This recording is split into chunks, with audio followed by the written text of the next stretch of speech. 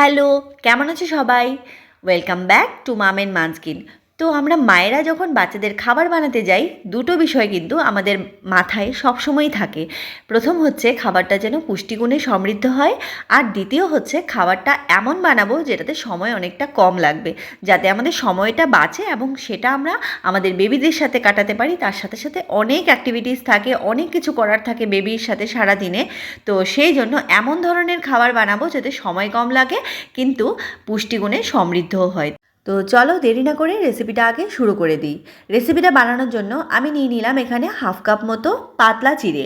পাতলা চিড়ে যেটা আমি নিয়েছি সেটা কিন্তু আনপলিশড, সেই জন্য এখানে দেখো জল দেওয়ার পরে অনেক ধানের পার্টিকেল কিন্তু ওপরে ভেসে উঠেছে। তোমরা চাইলে প্যাকেটের চিড়েও ইউজ করতে পারো, আবার অনেকগুলো চিড়ে কিন্তু পাতলাও হয়, আবার একটু শক্তও হয়। পাতলা চিড়েগুলো কিন্তু ধোয়ার সময় কিন্তু অনেকটাই নষ্ট হয়ে যায়, মানে জলে ধুয়ে যায়।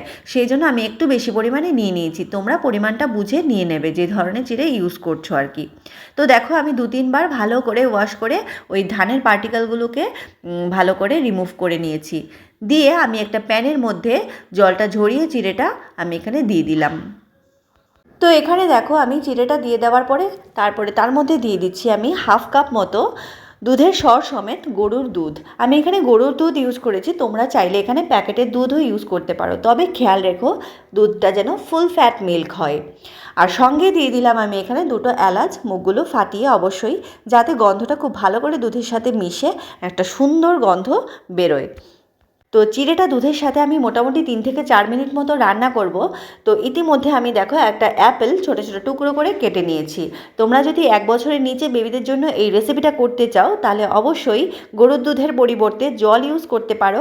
আর যদি অ্যাপেল দাও তাহলে অ্যাপেলটা গ্রেট করে মানে কুড়িয়ে তোমরা লাস্টে মানে যখন হয়ে যাবে রান্নাটা, যেমন আমার এখানে অলরেডি কিন্তু কুক হয়ে গেছে, আমি এখানে 1 মিনিট মতো একটু নাড়াচাড়া করে নামিয়ে নেব।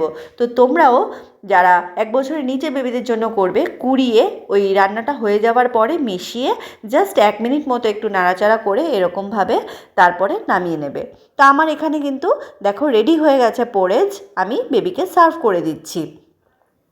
যেহেতু চিড়েতে রয়েছে প্রচুর পরিমাণে আয়রন, আর গ্রোয়িং বেবিদের জন্য আয়রন কিন্তু খুবই ইম্পর্ট্যান্ট একটা নিউট্রিয়েন্ট। তার সাথে সাথে রয়েছে এখানে অ্যাপেল, যেটাতে প্রচুর পরিমাণে ফাইবার রয়েছে এবং তার সাথে সাথে অনেক ধরনের নিউট্রিয়েন্ট এর মধ্যে রয়েছে।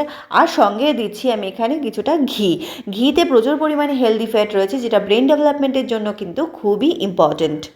তাছাড়া যে সমস্ত বাচ্চারা স্কুল গোয়িং, আমরা কিন্তু সবসময় ভাবি স্কুলে যাওয়ার আগে ওদেরকে কী খাবার দেবো যেটা ওদের খেতে সময় কম লাগবে, আমাদের বানাতে সময় কম লাগবে।